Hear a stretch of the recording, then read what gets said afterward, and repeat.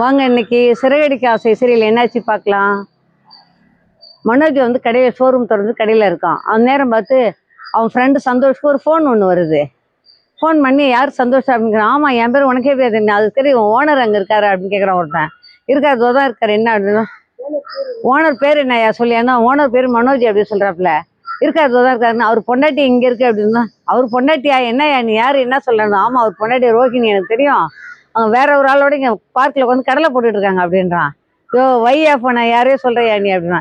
இல்லை அவங்க தான் தினம் ஒரு ஆளோட வந்து கடலை போடுறாங்க, உட்காந்து பேசுகிறாங்க, கொஞ்சுறாங்க, கிட்ட உட்காந்துக்கிறாங்க, சிரிச்சு பேசுகிறாங்க, கையை பிடிச்சிக்கிறாங்க அப்படின்னு சொல்கிறான்.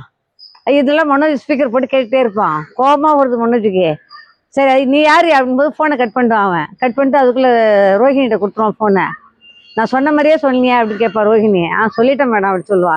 சரி நீ போ சிந்தாமணியை கரெக்ட் இதெல்லாம் எதுவும் சொல்லாத அப்படின்னு சொல்லிட்டு ரோஹிணி அனுப்பிடுவான் அவனை. சரி அவன் போயிடுவான். அப்புறம் ஃபோனை வச்சவன் மனோஜிட்ட மட்டும் சொல்லிடாதீங்கன்னு சொல்லுவான். மனோஜி காதில் கேட்டுகிட்டே தான் இருப்பேன். கேட்டு யாரோ ஒருத்தர் சொல்கிறேன் நம்ம ஏன் நம்பணும் அப்படிமா, அதனால மனசுக்குள்ளே போய் பார்க்கணும், நேரில் யார் கூட இருக்கா பார்க்கணும் அப்படின்னு ஒரு ஐடியா ஒன்று வரும் அவனுக்கு. சரி போகலாம் கிளம்பி ஆனதும் சரி வாயா நம்ம போகலாம்னு சொல்லி இவன் சந்தோஷம் கூப்பிட்டு 2 பேரும் கிளம்புறாங்க. கார் எடுத்து போகிறாங்க. பார்க்கில் போய் யார் என்ன இது பார்க்கலான்னு சொல்லி இவன் கிளம்புறாங்க. அதுக்குள்ளே இங்கே வீட்டில் என்னாச்சு, ரவி ஒரு பெரிய கிஃப்ட் பார்சலோட பேக்கிங் பண்ணி சாப்பாடு எடுத்துகிட்டு வருவான். முத்து நிட்டே இருப்பான். முத்து இருந்தால் நான் உனக்காக செஞ்ச பிரிஞ்சி வெஜ் பிரிஞ்சி செஞ்சா நீ சாப்பிட்டு பாருடா அப்படின்னு சொல்லி. எதுக்காடா இது எனக்கா ஏன்டா கொண்டு வந்தேன், நான் உனக்கு திட்டேன்ல அதுக்காக சொல்லியிருந்தேன், அதெல்லாம் நான் அப்பவே மறந்துட்டேன்னா. இல்லை நான் சமைச்சேன் நீ சாப்பிடு, எனக்கு மனசு திருப்தி ஆகும் அப்போ தான், இல்லை குற்ற உணர்ச்சியாக இருக்குன்னு சொல்லுவான் ரவி. சரின்னு வாங்கி வச்சுப்பான் ரவி. வாங்கி வச்சுட்டேன்னா அதுக்குள்ளே விஜயா என்ன பண்ணுவா, ஃபோன் பண்ணுவா ஸ்ருதிக்கு. ஏம்மா ஸ்ருதி வீட்டுக்கு வரலையாருந்தோம். நான் எங்கள் வீட்டில் தானே இருக்கேன் அப்படின்பா உடனே கேஷுவலாக. அவள் நம்ம வீட்டுக்கு வரமாட்டோம், ஏன் நான் இங்கே நல்லா தானே இருக்கேன் அப்படின்னு. சாப்பிடாமலாம் பட்டி கிடக்க. நான் ஏன் சாப்பிடல, நல்லா சாப்பிட்டேன், இப்போ கூட பிரியாணி சாப்பிட்டேன், எனக்கு என்ன அது கவலையே இல்லையா அப்படி இருந்தோம்.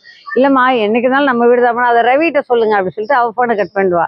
அதோட அங்கே இருக்க மனோஜ் என்ன பண்ணுறாங்க, நிறைய கிளம்பி வரான் இங்கே பார்க்கலாம் வந்துட்டு இருக்கான்.